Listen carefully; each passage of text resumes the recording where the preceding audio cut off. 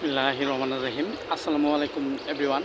আপনারা দেখছেন সোনাহুমি হল চ্যানেল। আজ নতুন একটি সাবজেক্ট নিয়ে আলোচনা করব। সাবজেক্টটি হলো ব্রণ দূর করার উপায়।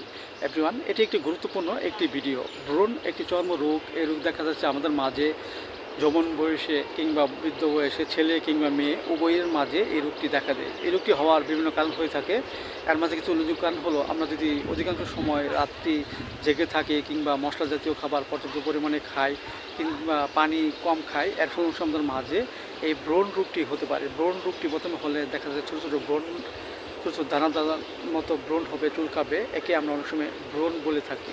সো এভরিওয়ান, এই রোগটি আমাদের মাঝে হলে আমরা কিছু করণীয় বিষয়গুলো জেনে সুস্থ হতে পারি। যেমন দেখা যায় একজন ব্যক্তির মুখে ছোটো ছোটো ব্রণ হয়েছে এবং ব্রণে ব্যথা এবং পিক জমেছে, প্রচুর চুলকায় এবং সহজে সরতে চায় না। এসব যে লক্ষণ অনুযায়ী আমরা হোমিওপ্যাথি ওষুধ খেতে পারি, সেটা হলো সালফার আয়োড 30 আমরা 2 ফোঁটা করে সকাল এবং বিকেল দুইবার সেবন করতে পারি।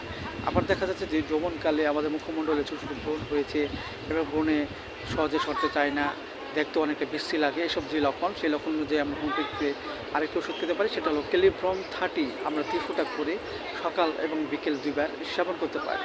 আবার দেখা যাচ্ছে যে অনেকেই দেখা বিভিন্ন ধরনের কসমেটিক ব্যবহার করে, সেই ব্যবহার করার ফলে যদি মুখে ছোটো ছোটো ব্রণ হয় এবং সহজে সরতে চায় না, এসব যে লক্ষণ, সেই লক্ষণ অনুযায়ী আমরা হোমিওপ্যাথিতে আরেকটি ওষুধ খেতে পারি, সেটা হলো বোভেস্টার 30 আমরা 2 ফোঁটা করে সকাল এবং বিকেল দুইবার সেবন করতে পারি।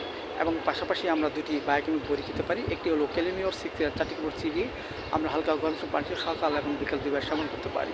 এবং বায়োকেমিক বড়ি ক্যালকুলেট ফস 6 চাটিকোট চিবি আমরা হালকা গরম পানি সহ সকাল এবং বিকেল দুইবার সেবন করতে পারি। যার ফলে আমাদের মুখে যদি ব্রণ হয় তাহলে আস্তে আস্তে ব্রণ দূর হয়ে যাবে এবং আমাদের মাঝে সৌন্দর্যটা অবশ্যই ফিরে আসবে। সেভরিওয়ান, ভিডিওটি ভালো লাগবে অবশ্যই আপনারা লাইক দিন, সাবস্ক্রাইব করবেন। সবাই ভালো থাকেন, সুস্থ থাকেন। Thank you so much.